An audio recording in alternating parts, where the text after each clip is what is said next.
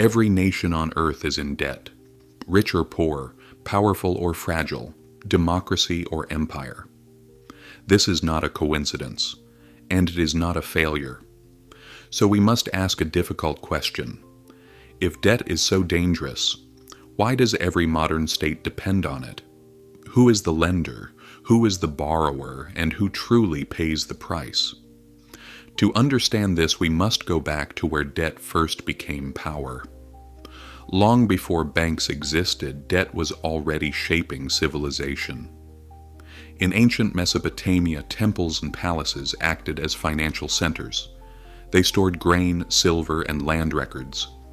Farmers borrowed seeds to survive droughts. Merchants borrowed silver to trade. Kings borrowed loyalty. Debt was not just economic, it was social, moral, political.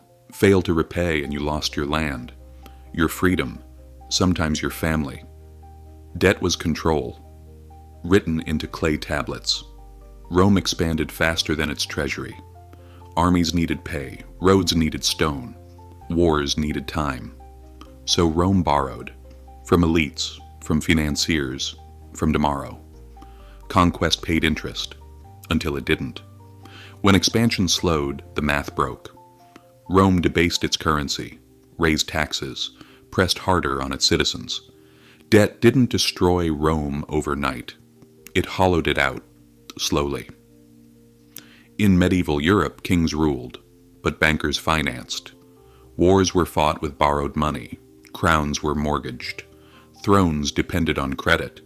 When kings defaulted, bankers collapsed. When bankers collapsed, economies froze. Debt tied rulers and financiers together in a cycle neither could escape. Then something changed.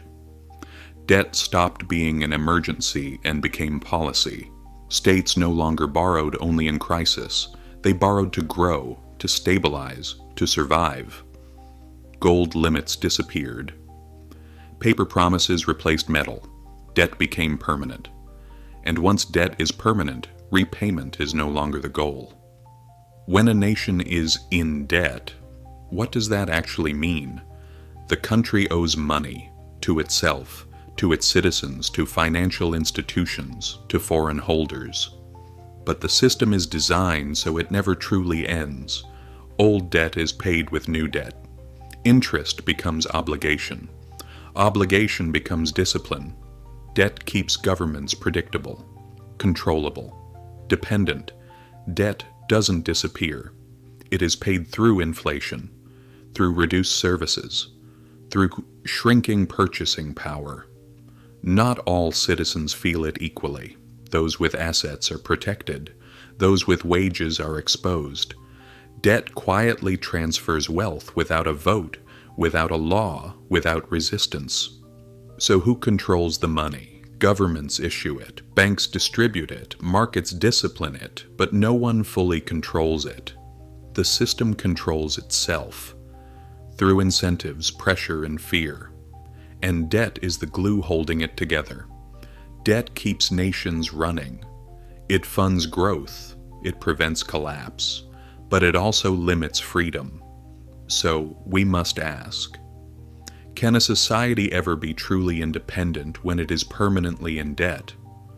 Or is debt the price of modern civilization itself?